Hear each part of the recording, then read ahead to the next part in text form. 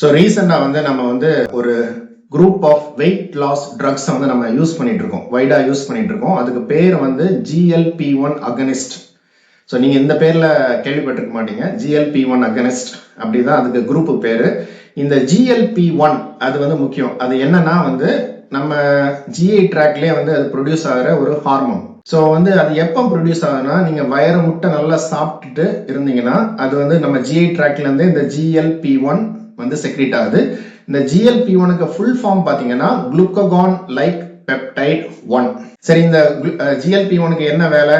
அது வந்து வயத்துல வந்து சாப்பிட்ட உடனே மற்ற உறுப்புகளுக்கெல்லாம் இன்ஃபார்ம் பண்ணுது, இந்த தலைவர் வந்து நல்லா சாப்பிட்டாரு, நீங்க அதுக்கூடிய வேலைகளை பண்ணுங்க அப்படின்னு சொல்லிட்டு. ஸோ வந்து சாப்பிட்ட பிறகு இது நிறைய செக்ரேட் ஆகுது, போய் பேங்க்ரியாஸ்ல போய் சொல்லுது சாப்பிட்டாச்சு, இன்சுலின் நிறைய ப்ரொடியூஸ் பண்ணணும். இன்சுலினுக்கு ஆப்போசிட் ஒரு ஹார்மோன் இருக்கும் குளுக்ககான், அது கம்மியா செக்ரேட் பண்ணணும். பிளஸ் வந்து மூளையில வந்து சட்டைட்டி சென்டர்னு ஒன்று இருக்கு. இந்த சட்டைட்டி சென்டர்னா நல்லா சாப்பிட்டோம்னா திருப்தியா சாப்பிட்டு வயர் நிறைஞ்சி அதுக்கு மேல சாப்பிடணும்னு தோணாம இருக்கும்ல, அதுதான் சட்டைட்டி. ஸோ அந்த நல்ல இதுக்கு மேல நமக்கு சாப்பிட முடியாது, வேற அட்ராக்டிவான ஃபுட் இருந்தாலும் நமக்கு வந்து சாப்பிட தோணாது. அந்த சட்டைட்டி சென்டர்ல போயிட்டு இந்த GLP-1 போயிட்டு உட்காந்துட்டு இதுக்கு மேல சாப்பிட வேண்டாம் அப்படின்னு சொல்லும். ஸோ இதுதான் வந்து GLP-1 ஓட வேலை. ஸோ நம்ம ஆராய்ச்சியாளர்கள் என்ன பண்றாங்க, அந்த GLP-1 மாதிரி கெமிக்கல் காம்பவுண்ட்ஸ் எல்லாம் கிரியேட் பண்றாங்க.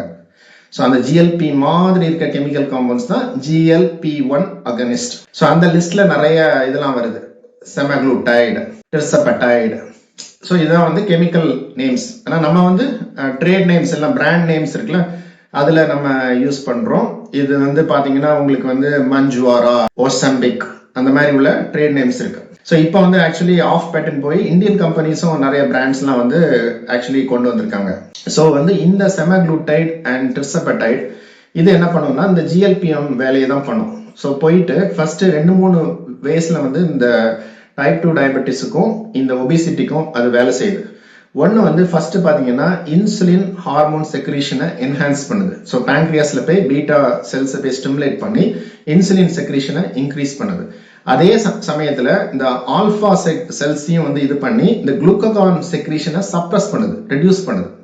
இன்சுலினும் குளுக்ககானும் கிட்டத்தட்ட ஆப்போசிட்டான ஆக்ஷன் உள்ள ஹார்மோன்ஸ். ஸோ குளுக்ககானை சப்ரஸ் பண்ணி இன்சுலினை இன்க்ரீஸ் பண்ணுது. சரி, அடுத்து என்ன பண்ணுதுன்னா வந்து இந்த கேஸ்ட்ரிக் எம்டிங் இருக்குல்ல, கேஸ்ட்ரிக் எம்டிங்கை வந்து ஸ்லோ பண்ணுது.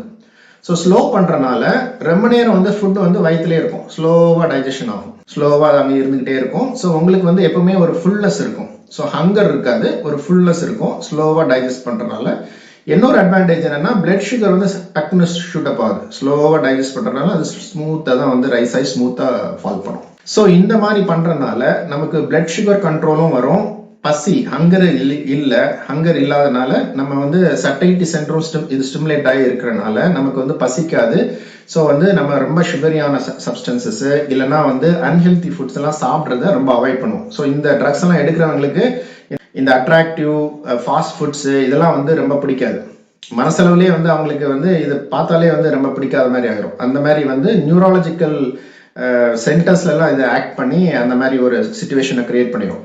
ஸோ அவங்க வந்து ஃபுட் ஹேபிட்டும் மாறிடும், அமௌண்ட் ஆஃப் ஃபுட் எடுக்கிறதும் கம்மியாயிரும்.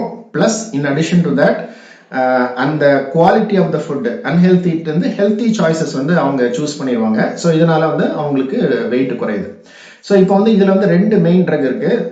நம்ம முன்னாடி பார்த்த மாதிரி செமக்ளூடைட் பிளஸ் டிர்சபடைட். இதுல வந்து ரெண்டுலயும் வந்து செமக்ளூடைட் வந்து GLP-1 அகனிஸ்ட் மட்டும், ஆனால் டிர்சபடைட் வந்து டூவல் அகனிஸ்ட்னு சொல்லுவாங்க. GLP-1லயும் ஆக்ட் பண்ணும், என்ன ஒரு GIPன்னு ஒரு இதுலயும் வந்து ஆக்ட் பண்ணும். ஸோ 2 இது ஆக்ட் இருக்கனால இந்த டிர்சபடைட் வந்து எஃபெக்டிவ்னஸ் வந்து மோரா இருக்கும், வெயிட் ரிடக்ஷன் மோரா இருக்கும், blood sugar level lowering effect மோரா இருக்கும்.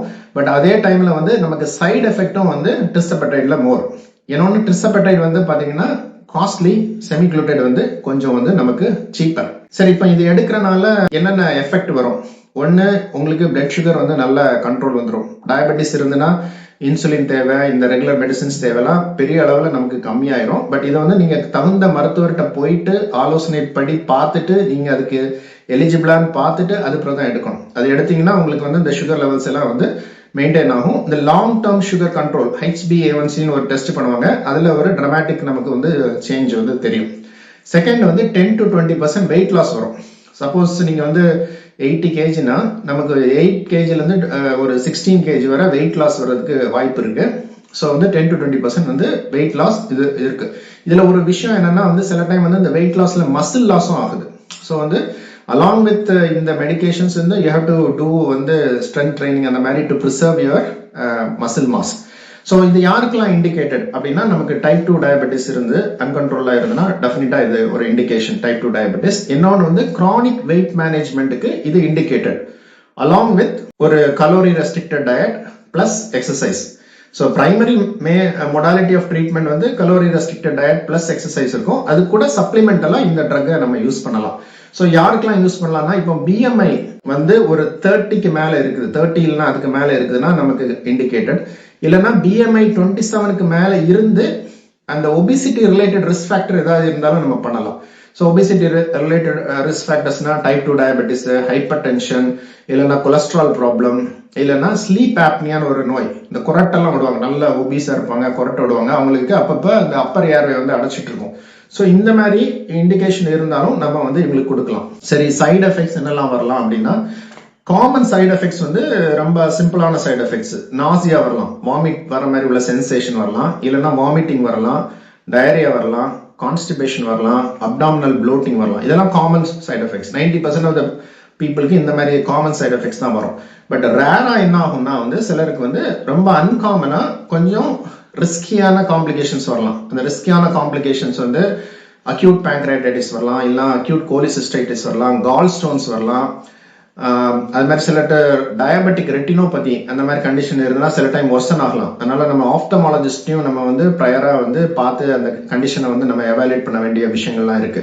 ஸோ இதெல்லாம் வந்து நமக்கு ரொட்டீனா வராது, ரேரா வரும். சில டைம் வந்து நம்ம கிட்னி வந்து அக்யூட் கிட்னி இன்ஜுரின்னு சொல்லுவாங்க.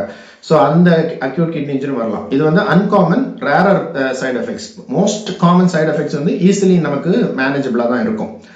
சரி, காஸ்ட் வந்து நமக்கு எவ்வளோ ஆகும் பார்த்தீங்கன்னா இந்தியாவில் வந்து யூஸ்வலாக வந்து இந்தியன் மேட் ட்ரக்ஸ் நீங்கள் யூஸ் பண்ணுறீங்கன்னா ஒரு மந்த்லி வந்து அரௌண்ட் 4,000 to 5,000 வரும்.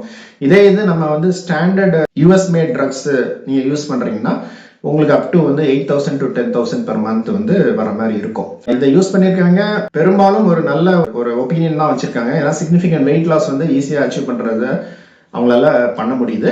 பட் டெஃபினட்டா வந்து நீங்க உங்களுடைய டாக்டர்கிட்ட ஆலோசனை செய்து நீங்க வந்து உங்க கண்டிஷனுக்கு அது இண்டிகேட்டடா நம்ம முதல்ல பார்க்கணும்.